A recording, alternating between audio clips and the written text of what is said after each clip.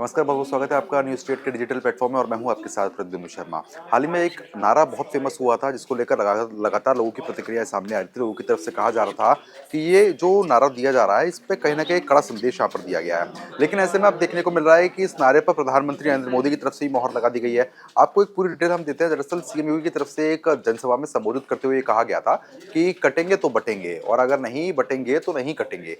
उसके बाद जब प्रधानमंत्री ने संबोधित किया तो प्रधानमंत्री ने कहा कि कुछ ऐसे विपक्षी रहे हैं जिनको देश की जो एकता है उसमें काफी दखलंदाजी करने की आदत हो गई है और अगर एक साथ रहेंगे तो कहीं ना कहीं सेफ रहेंगे। अब देखिए शब्दों में थोड़ा परिवर्तन है लेकिन उसके बावजूद मतलब एक ही है। अगर एक साथ रहेंगे तो कहीं ना कहीं हम सेफ रहेंगे, बटेंगे नहीं। तो उसी को मद्देनजर रखते हुए लगातार विपक्ष की तरफ से तीखी प्रतिक्रिया भी इस पर सामने आ रही है। लेकिन खास बात देखने को ये मिलती है कि जिस तरीके की स्थिति है ऐसे में जो विचार विमर्श होता है इन मुद्दों पर, तमाम आरोप प्रत्यारोप होते हैं, विपक्ष की तरफ से तमाम बातें यहाँ पर रखी जाती है। लेकिन खास बात यह है कि कहीं ना कहीं एकता का संदेश जो है वो भारतीय जनता पार्टी की तरफ से यहाँ पर दिया जा रहा है। सीएम योगी की तरफ से कहा गया, उसके बाद प्रधानमंत्री नरेंद्र मोदी ने अपने लहजे में और अपने शब्दों में इस बात को कह दिया है। मतलब वही है, बस शब्द अलग है। मेरे सहयोगी सोनी भी मेरे साथ जुड़ेंगी, उनसे भी हम इस मुद्दे पर जानकारी लेंगे। सोनी, जिस तरीके से आप कटेंगे तो बटेंगे और अब ये हो गया है कि एक साथ रहेंगे तो सेफ रहेंगे, क्या कुछ टारगेट करने की कोशिश हो रही है और क्या कुछ बदलाव जो है वो देखने को मिल सकता है? क्योंकि मुख्यमंत्री की तरफ से कह दिया गया, प्रधानमंत्री वही चीज कहते हुए नजर आ रहे हैं। देखिए, पीएम मोदी ने सबसे खास बात इसमें उन्होंने ये कही संबोधित करते हुए कि उन्होंने हम्म। इसमें एक लाइन बोली है कि हिंद देश के निवासी सभी जन एक हैं, रंग रूप भेष भाषा हम्म। चाहे अनेक है। इसमें बहुत बड़ा संदेश उन्होंने ये दिया है कि पहले क्या होता था, हम लोग स्कूल और में ये गाने गाते थे। इस गाने का मतलब था कि सभी लोग एक समान है, सभी लोग अलग नहीं है। लेकिन अब क्या है, कई लोग हैं जो भारत को या ये दिखाना चाहते हैं कि हम्म। हम जब एक की बात करते हैं तो वो इस चीज़ को गलत तरीके से दिखाना चाहते हैं। हम्म। तो हमें इन सब चीज़ों से बचना चाहिए। हमें सबके साथ एकता के साथ रहना चाहिए क्योंकि हम सभी एक हैं। साथ ही उन्होंने इसमें आतंकवाद को लेकर भी उन्होंने जिक्र किया। उन्होंने उसमें ये भी बोला कि हमारे देश की छवि को बिगाड़ने की कोशिश की जा रही है और हमें इनसे लगातार बचना चाहिए। कह रहे कि बचने की कोशिश जो है वो यहाँ पर कही जा रही है। लेकिन जो मुख्यमंत्री की तरफ से जब कहा गया था तो उस पर तमाम चीजें यहाँ पर देखने को मिली थी, प्रतिक्रियाएं सामने आई थी। अब प्रधानमंत्री की तरफ से बात वही कही गई है, लहजा थोड़ा सा बदल गया है, शब्द थोड़ा सा बदल गया है। विपक्ष इस पर क्या कुछ कह रहा है? देखिए, अभी जो जो योगी का जो है कटेंगे तो बटेंगे, ये बहुत बड़ा संदेश आता है क्योंकि देखिए अगर हम बात करें इसकी सपा क्या है, वो हमेशा हम्म। से ही हमेशा से टारगेट करती रहती है बीजेपी को, कभी जातिवाद को लेके, कभी किसी चीज़ को लेके। लेकिन ऐसे में क्या है कि अब ये जो नारा है, जैसे हमने इससे पहले जो हरियाणा इलेक्शन हुआ, कहीं ना कहीं इसका भी बहुत बड़ा इफेक्ट पड़ा है। हम्म। तो अब यही चीज़ है वो उपचुनाव में भी लेकर आना चाहती है और ये तैयारी वो 2027 के लिए भी कर रही है। और इसमें कहीं ना कहीं विपक्ष को थोड़ा बहुत, जैसे कि वो हमेशा पीडीएफ फॉर्मूला हम्म। अपनाती है, तो कहीं ना कहीं इसमें भी उसको थोड़ा बहुत देखने को मिलेगा। मैं ये नहीं कह सकती कि हाँ कितना, लेकिन हाँ हम्म। देखने को मिलेगा। और उसमें सबसे खास बात इसमें ये मैं आपको बता दूं कि जो अखिलेश यादव है वो हमेशा ही मतलब टारगेट करते हैं एनकाउंटर्स को लेके या फिर जो हम्म। भी योगी सरकार करती है, खासकर जातिवाद को लेके। लेकिन अब जब ये नारा उन्होंने दिया है, इसमें यह है कि अब कोई जातिवाद अलग अलग नहीं है। ये है कि हम्म। अगर आप जातिवाद को अलग करोगे हम्म। तो आप कटोगे या बटोगे। तो ये सिंपल सा फॉर्मूला है और इसके जरिए वो ये संदेश देना चाहते हैं कि हम सब एक हैं, एकता के साथ है, हमें सभी हिंदुओं को एक साथ रहकर काम करना चाहिए। बिल्कुल, कहीं न कहीं एकता का संदेश देने का प्रयास किया जा रहा है। अब लेकिन इसके मतलब भी बहुत कुछ निकाले जा रहे हैं। जब मुख्यमंत्री की तरफ से कहा गया था तो उसका मतलब कुछ और निकाला गया था, एक विशेष समुदाय को टारगेट करने की कोशिश की गई थी। तो कहीं न कहीं अब जो बोला जाता है, उसको भी बड़ा सोच समझ के बोलना पड़ रहा है क्योंकि मतलब कुछ और होता है, बना उसको कुछ और दिया जाता है।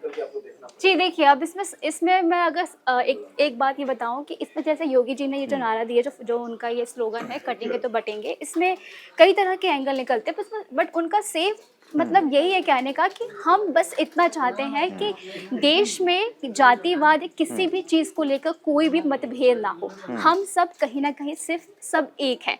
लेकिन कहीं न, जैसे मैंने अभी कहा कि जो सपा है वो हमेशा ही मतलब टारगेट करती रहती है बीजेपी को हुँ। लेकर। लेकिन अब उनका ये जो नारा है कहीं न कहीं सपा पर भी भारी पड़ता हुआ बिल्कुल, नज़र आएगा। बिल्कुल। चलिए बहुत-बहुत शुक्रिया आपका तमाम जानकारी हमारे साथ साझा करने के लिए।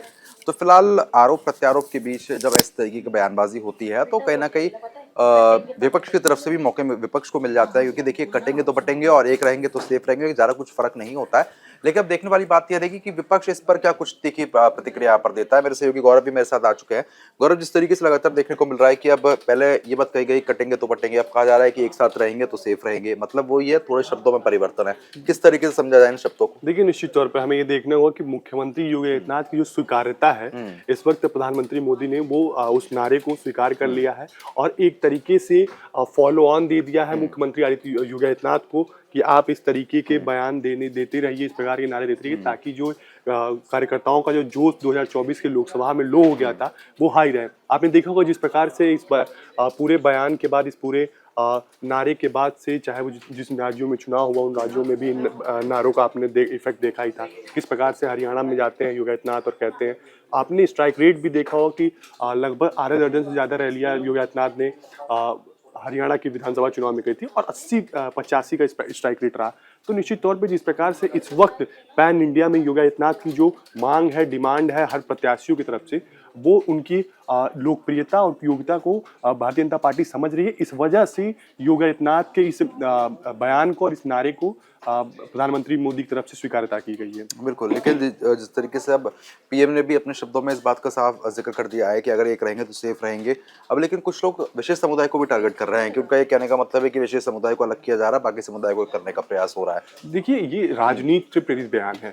इसमें अगर हम देखें तो हर सिक्के के दो पहलू होते हैं। तो हर चीज का लोगों का माइंडसेट है कि लोग क्या निकाल रहे हैं। हालांकि अपने अपने तरीके से राजनेता अपने तरीके से नैरेटिव गढ़ते हैं। जो विपक्ष है वो नैरेटिव गढ़ रहा है कि इससे एक विशेष समुदाय को टारगेट किया जा रहा है। जो भारतीय जनता पार्टी के लोग हैं वो इस पे ये तर्क दे रहे हैं कि हम जो हमारे वोटर रहे हैं, चाहे जो हिंदू हैं, उनको एक करने की बात कर रहे हैं। हालांकि आपने शुरू से देखा होगा कि जो भारतीय जनता पार्टी की राजनीति रही वो शुरू से पारंपरिक हिंदुओं की राजनीति रही। वो हिंदुत्व के मुद्दे को लेकर हमेशा उठाते रहे, प्रखरता से बोलते रहे। आपने एक चीज देखा हो कि मुख्यमंत्री बनने से पहले योगी आदित्यनाथ की जो गिनती होती थी वो हिंदुत्व के फायर ब्रांड नेताओं के तौर पे होती थी।